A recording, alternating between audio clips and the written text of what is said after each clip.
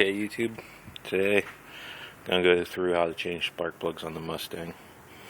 It's a 2001 V8, but it's pretty simple. You got your coils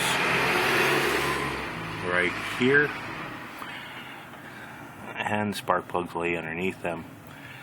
Some videos and some people I've talked to, they like to remove the fuel rail here to make it easier, and I think that makes it harder. Why risk a fuel leak and everything taking off the fuel rail when there's plenty of room to get the coils and the plugs out without it? Little quick connect on the coils. Just press up here, and the connector pulls off the coil. 7mm bolt is all that holds the coil in. Once you get that out, you just work the coil out. It might be a little stuck, but bam, there's your coil, your insulator. No big deal there. Down in the hole here, that's where your plug is.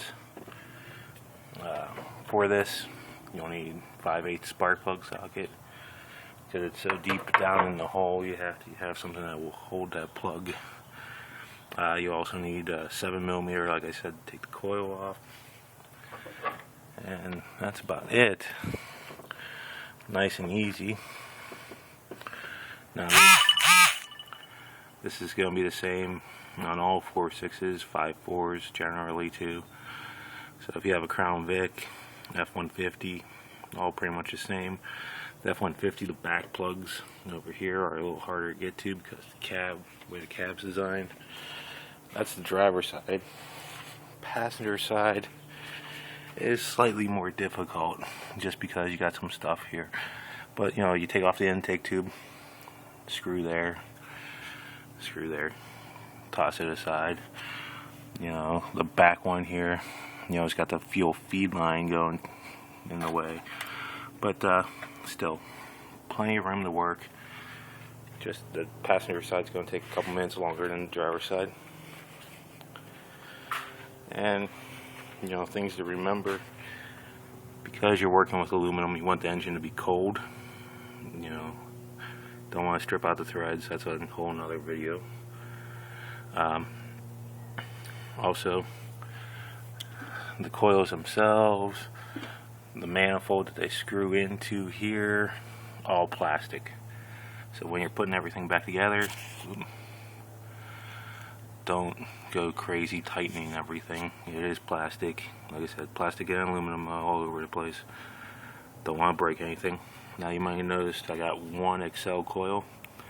That's because this plug stripped out the threads, popped out, broke the coil, so I had to buy a replacement. Quick tip: the Excel coils at your local parts store are about $10 cheaper than your standard factory replacements. So I bought the Excel coil. I might someday replace all 8 with the same coils, but I figure their quality is as good as you know, the factory replacement stuff, if not a little bit better.